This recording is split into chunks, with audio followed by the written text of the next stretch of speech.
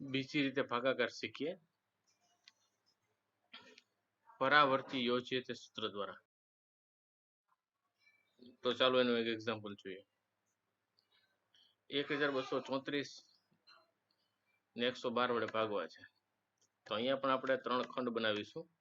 પહેલા ખંડમાં આપણે લખીશું ભાજક, બીજા ખંડમાં મધ્યમ ખંડ છે એની અંદર 2 અંક અને અંતિમ ખંડમાં પણ 2 અંક લખીશું. હવે અહીંયા આધાર 100 લઈશું. 112 માંથી 100 બાદ કરીએ એટલે 12 વધારે છે, એટલે અહીંયા આપણે 12 1 12 2 એવી રીતના દર્શાવશું. હવે અહીંયા પહેલો અંક છે એકને તેમને મૂકવાનો છે. એકને હવે 1 બાર અને 2 બાર સાથે મલ્ટીપ્લાય કરો. 1 બાર સાથે મલ્ટીપ્લાય કરો એટલે -1 અને -2 ને 1 સાથે મલ્ટીપ્લાય કરો એટલે -2. હવે 2 માંથી 1 જાય એટલે 1 વધશે. એકને ફરી પાછો -1 ને -2 સાથે મલ્ટીપ્લાય કરીએ એટલે -1 -2 આવે. 3 માંથી 2 બાદ કરીએ એટલે 1, 1 માંથી 1 બાદ કરીએ એટલે 0, 4 માંથી 2 બાદ કરીએ એટલે 2 મળશે. આમ ભાગફળ 11 અને શેષ આપણને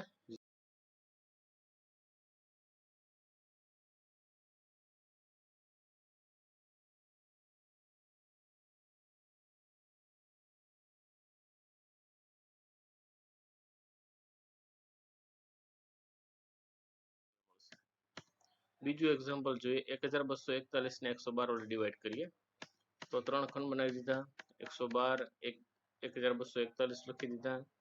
હવે અહીંયા શું કરીશું, એક એમને -1 અહીંયા આવ્યા 1, અહીંયા મૂકીશું -2 એટલે અહીંયા શું થશે, મધ્યમ ખંડમાં 1 1 1 -1 આવ્યું.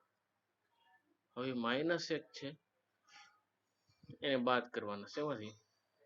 તો કે અહીંયા 10 કહેવાય. જો આ 10 છે, 10 માંથી બાદ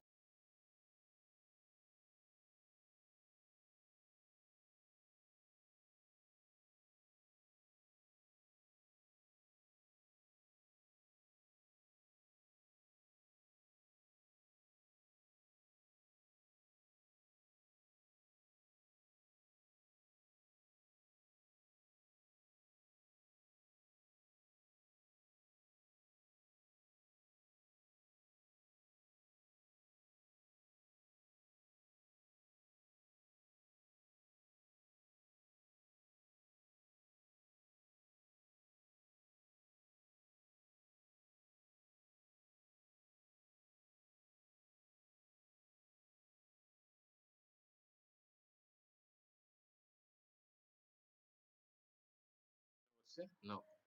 ત્રીજું એક્ઝામ્પલ જોઈએ. 1013 ભાગ્યા 1123 છે. ડિવાઈડ કરીએ. 3 ખંડ બનાવ્યા. અહીંયા આધાર 1000 લઈશું એટલે 12 1 12 2 12 3 મળશે. એક એમને મૂકી દઈએ. એકને -1 -2 -3 સાથે મલ્ટીપ્લાય કરીને અહીંયા મૂકતા જઈએ. જુઓ, ત્યાર પછી 3 માંથી -1 જાય એટલે 2 વધશે. 2 ને મલ્ટીપ્લાય કરવાના છે -1 -2 -3 સાથે એટલે -2 -4 અને -6 મળશે એટલે 0 -2 અને 0 મળશે. હવે -2 મળ્યા એટલે અહીંયા એક બાદ કરીશું. અને બીજું કામ શું કરવાનું છે તો કે 1123 માંથી 20 બાદ કરવાના છે. 20 છે, 20 બાદ કરવાના થશે એટલે 1103 આપણને શેષ મળે અને ભાગફળ 11 મળે છે.